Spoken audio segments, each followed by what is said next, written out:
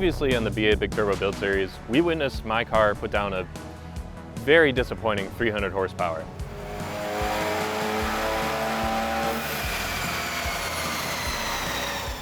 And after having some time to mentally deal with that,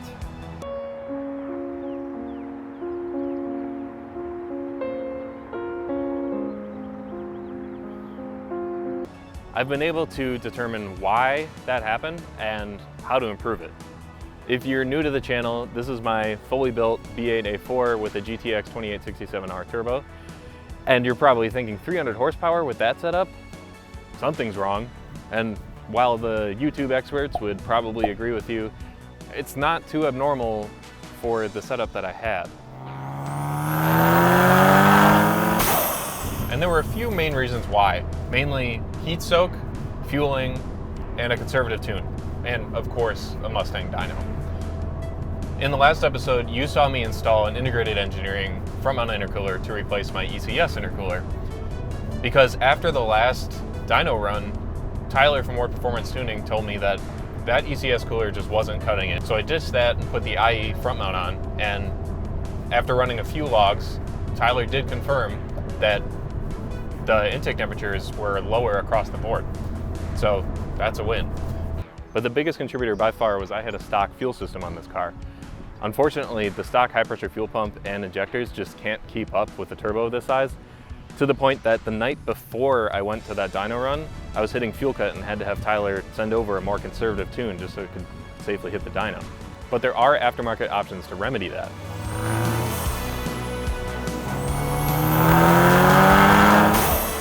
So months ago in the middle of winter, I had actually ordered and tried to install a high pressure fuel pump piston from another company, and it was faulty, like apparently a lot of them are from that company lately. So 034 Motorsports came to the rescue and they introduced a high pressure fuel pump piston too. And here it is. This right here is one of the biggest solutions to any fueling issues I've been having. And it really came at the right time after we found out the last one didn't work.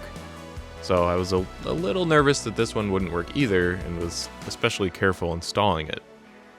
And now is probably a great time to mention 034 is the newest sponsor of the channel, so expect to see more installs from them down the road. But let's run a couple logs and get the verdict on this piston upgrade. And it works. 034 high pressure fuel pump piston has no issues. I was getting a little bit of a hiccup in second gear, but Tyler says that that's just kind of adaptation. The car's getting used to it. So he gave me the go ahead. Now it's time to do injectors and really push some fuel through this thing. So this is our saving grace, a Mark 7 VW Golf R fuel injector. So this is kind of the next big step for pushing as much fuel as we can through the car. I have still the factory in-tank low pressure fuel pump, which has proven to be plenty capable. I have the 034 high pressure fuel pump, which you just saw me install. And now, bigger injectors. Obviously, they're meant to push a little more fuel than the baby injectors in a B8A4 from 2011. But what's cool is that these work. I've also heard of people running S3 injectors from certain years, but Tyler has proven that these work, and they work well with other customers of his. So let's get these installed and go for a rip.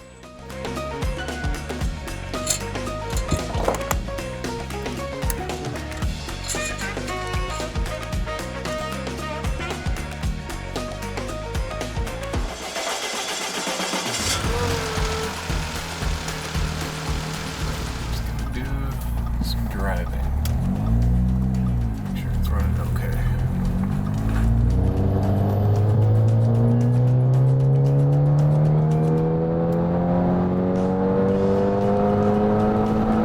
Jesus, that's a lot faster. Woo! That really picks up at the top end. I can tell that that's where the fuel was running out, but not anymore. Woo! After lots of back and forth logs, new files, more logs, and absolutely zero breaking of the law, the car feels almost dialed, but I'm still getting a couple misfires up top and a little shakiness in the mid-range. So Tyler recommends replacing my spark plugs, gapping them to 0.025, and replacing my coil packs, because, as it turns out, these ones are Chinese knockoffs. And now after a few more logs and about 2 more revisions, the car is feeling great. So, it is time for some corn.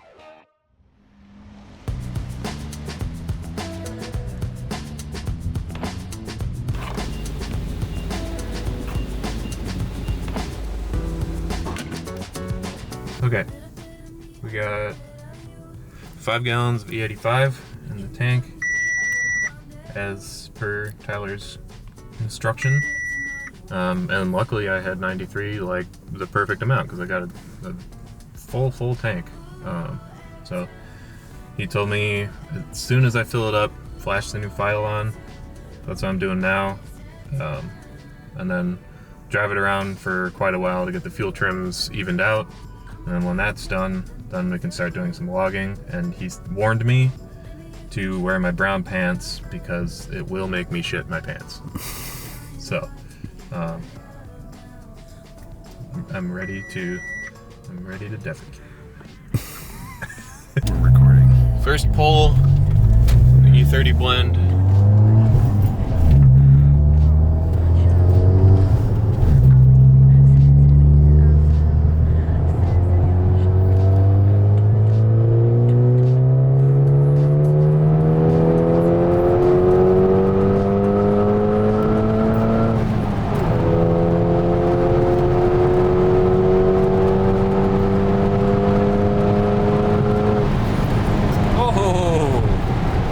Have you ever gone miles an hour?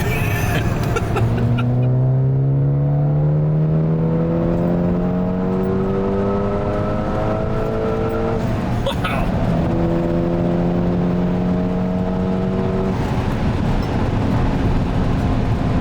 Man, it's amazing how fast the speed limit is here. Jeez. Yeah. Safe to say Tyler is a wizard. So the car obviously has more ponies in the mid-range and the top end everywhere. But how much exactly? Let's head back to VL Performance and find out.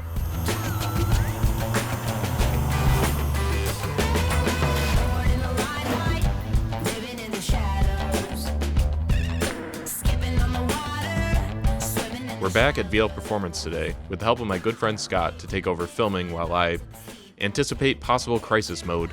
Garrett's helping us with the dyno again. All right, ready to rock? And this time, I brought Tyler along. Well, sort of. For this time, Tyler was cool enough to get on a web call with us and live tune the car after each pull to see just how much sauce we can get out of it, without the added danger of the street. So, let's see some numbers. Oh, also, I should mention, it was 95 degrees Fahrenheit on this day, so the new intercooler is really putting in some work.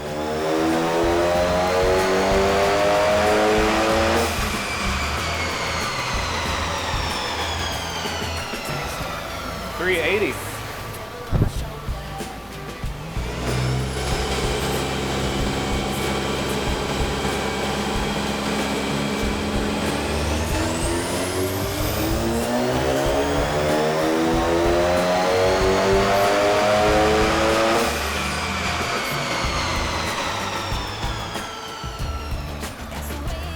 $375.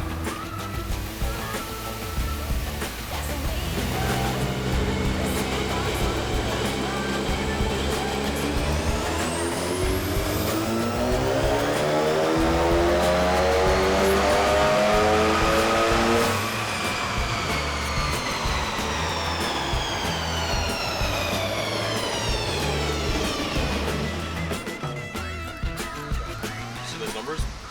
Oh, I forgot to look. You're gonna like them.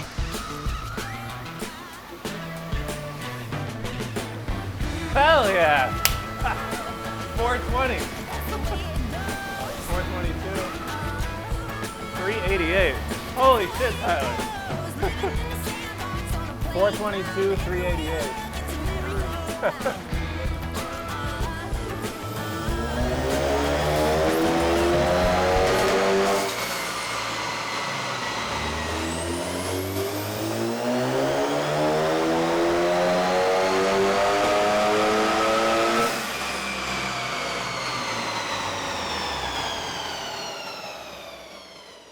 .407 380, so I think it's getting hot.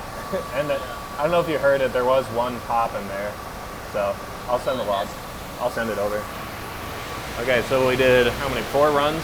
Highest we got was 422. Right now Tyler's saying that it's so hot in here. It's like 90 degrees ambient temperature out here, and it's humid, and then we're indoors, so it's hot. So he said that last run it like pulled like 4 psi out of it just because of how hot it is. So 422 to the wheels on a Mustang might be the most we get today, but the torque number is also sick because it's high 3s, which is quite powerful compared to before. So he's sending us another file. We're gonna try that one out, but that might be where we maxed it out today, just because of how hot it is and stuff.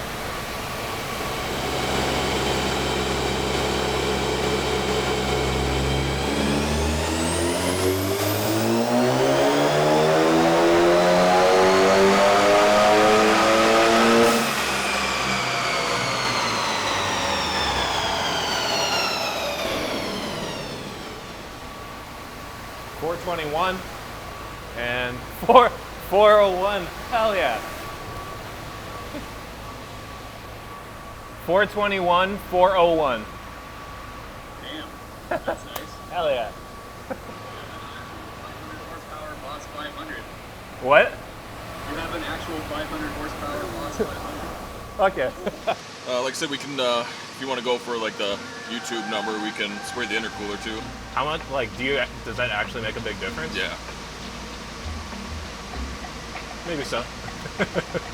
Might get like 430 or something. Yeah, we could try that. Yeah. Okay. We're trying to get the highest number possible now.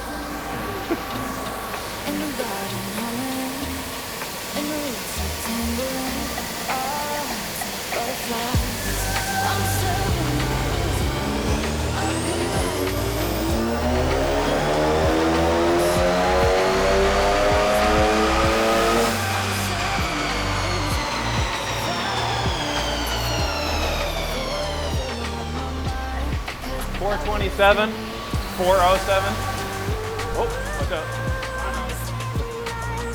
427, 407.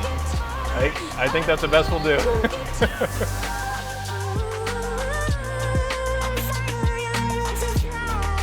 So everything was a success, but before leaving, I had to get Garrett's seal of approval.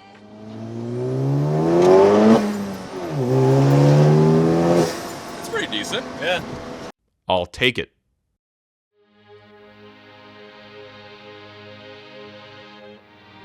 From the factory, the B8 Audi A4 is not a performance car. It's quite underwhelming, actually.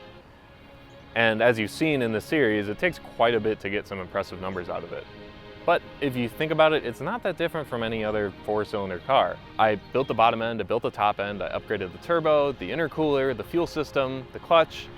Basically, all of the same kind of stuff I would do if I had an Evo, an STI, or any other car that I could get my hands on.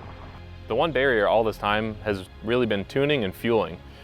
Unfortunately, there hasn't really been that much available in the aftermarket for this platform, but thanks to Tyler at War Performance Tuning and 034 Motorsports, we've been able to kind of unlock a new level for the B8.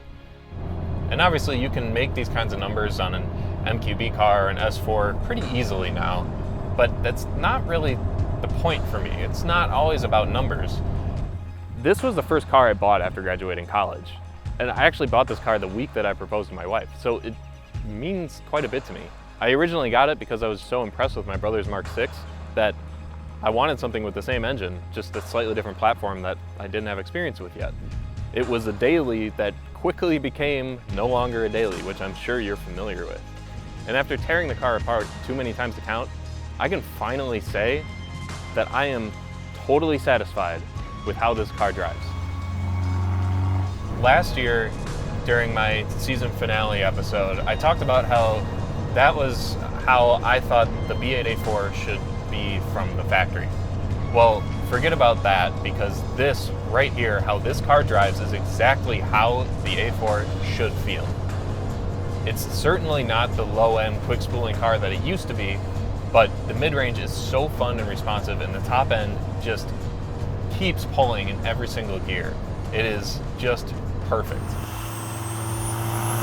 As you've seen in this series, it's been quite a long journey to get the car to this point.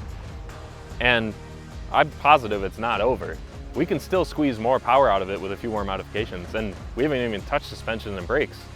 But for now, I really just want to enjoy the car for the first summer in 3 years. And that's my plan. I'm gonna use the car.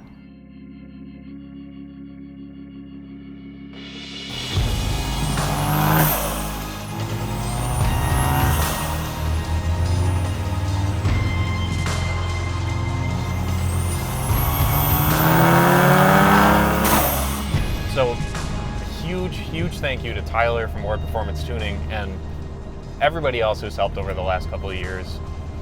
I promise this isn't the end. There's more to come because we can actually use the car now. But that'll do it for this episode. Thank you so much for watching. I will see you in the next one.